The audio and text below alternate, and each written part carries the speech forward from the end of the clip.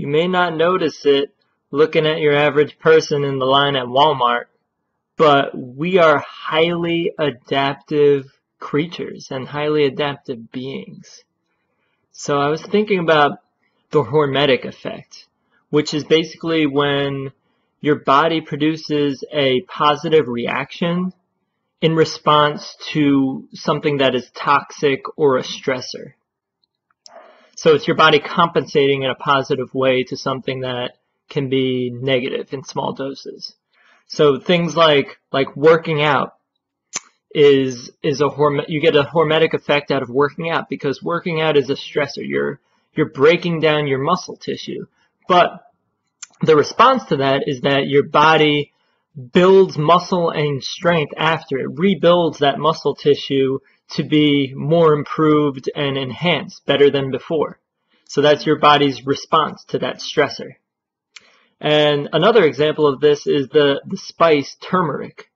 Turmeric is actually toxic to the human body, but it creates a highly positive response when it's ingested, when healthy people ingest it. If you have a fully functioning immune system, your body's response to turmeric is the production of antioxidants and all that good stuff. If you look at the benefits of turmeric online, the list is like ridiculously endless.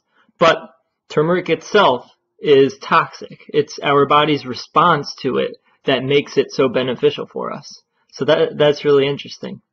And also regarding the body, the premise of inoculation and vaccines builds upon this hormetic effect too. The theory is that if you expose yourself to a bacteria or something like that, any kind of pathogen, in a small dose, your body ramps up the immune system and it's able to handle that from that period on. Although these days, like giving infants 60 whatever vaccines and having all kinds of chemical shit in it, that's a little too much on the system. And then there's also the fact that our bodies create that immunity through exposure, through our nose, mouth, and that kind of stuff. We don't build up immunity through injections. So that's also something else to keep in mind. And then this hormetic effect, I was thinking about it, and it also applies to our mental, emotional, and spiritual states as well.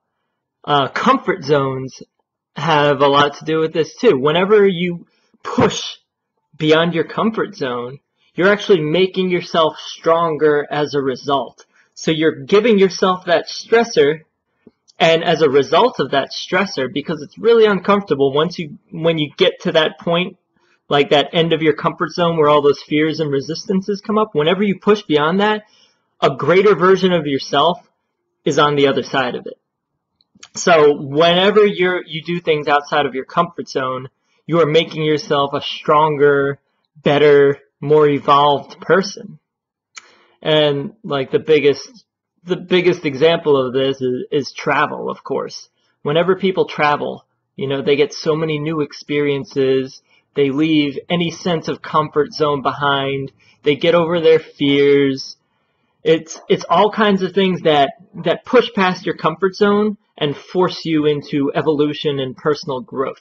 So that's like a hormetic effect on like our spirit, our emotional selves, and our mind too. So as above, so below. All of these effects, they hit us on every level.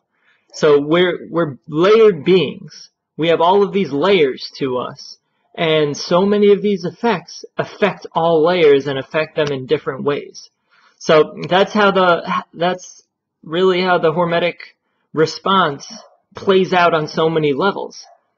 So ultimately, you get more robust and you evolve and you get stronger by exposing yourself to stressors.